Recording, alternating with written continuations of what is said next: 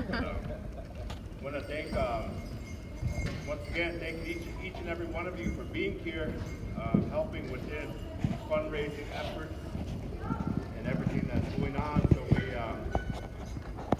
we come here and with that to bring part of our culture and share a little bit about what is who we are here at Standing Rock. I have some nieces, nephews, relatives here that will be dancing. My cousin, they brought a drum, so we have some singers. But just to share a little bit, I understand you guys went to the camp, went to Sitting Bull's burial, and among other things, some of the, I don't know if you got the whole story, or not the whole story, but the condensed version of what is who we are, the people of Standing Rock. When people think of Standing Rock, the first imagery that comes to mind is Sitting Bull. Am I correct? Yes. Yes. Yeah. Sitting Bull is just a part of Standing Rock, of who we are. Here at Standing Rock, the name itself, Standing Rock, is a story that comes from the Dakota, the Palani, the Kewa, the Miwatani, and the Shahiana. That's the Cheyenne, the Dakota, the Arikara, the Mandan, and Hadassah. And it's about a woman who had, there's 5 different variations of the story, but the core part of the story is a woman was upset. And when she had pouted, stayed behind, when they returned, she had turned to stone. So that is the core part of the story of a woman turning to stone. It's a Dakota story from our relatives here at Standing Rock. On Standing Rock, we have 4 bands of Lakota, Dakota. Of course, everyone, when you say Standing Rock, they say Hunkpapka. They say Sitting Bull's people, but there was many sub-bands amongst the Hunkpapka also. It just so happened that Sitting Bull had a lot of stories and such was recorded, but there's a lot of different families, individual families who carry our oral traditions and our stories. So we have the Hunkpapka Lakota, the Sihasapa Lakota, the Blackfoot Lakota. And then we have the Kabaksa Dakota. And then also we have the Hunktawana Dakota. So we have these different distinct bands which all have their own oral history, traditions, cultures, beliefs. We have more in common than we do in different. But we have gathered here since the days of pre-reservation era, the events that led up to the 1890s to the turn of the century.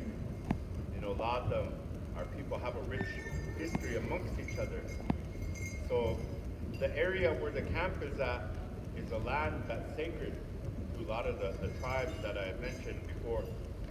The Cheyenne, Mandan, Hadassah, Arikara, and our Dakota, and also our Lakota, our Hunkpapa, the Thankstaking area there that was destroyed on September 3rd. So this area here is rich in history, and it's a gathering place for many generations.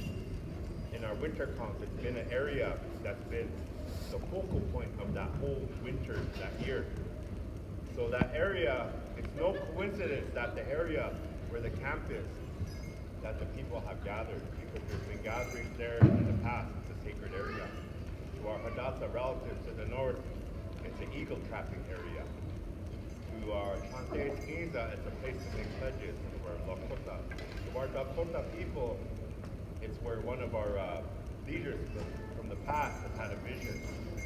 And there's a lot of different stories that is passed down through the oral histories of our families.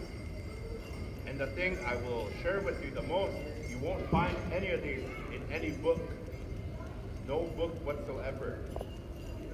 No anthropologist, no Jesuit priest, nobody, no observer can write this down and tell you what our history is. We tell you what our history is. And we're coming to that point when we're going to start telling our own stories Our own story isn't a romantic version of war, love, hate, fighting, battles. Those things took place. But behind everything, we're human beings just as everybody else. We all have our downfalls. We all live humble lives. We all have to understand what humility is at least once in our life. And all that is living your life in understanding the facts, the truth of your own life. So here as human beings, we're human beings standing up for our right to clean water. We just happen to be from Standing Rock. It's as simple as that. People want to build things up. We're unique. We did this, we did that. At the end of the day, we're all human beings. So I want to thank each and every one of you for being here. So we have a lot of stories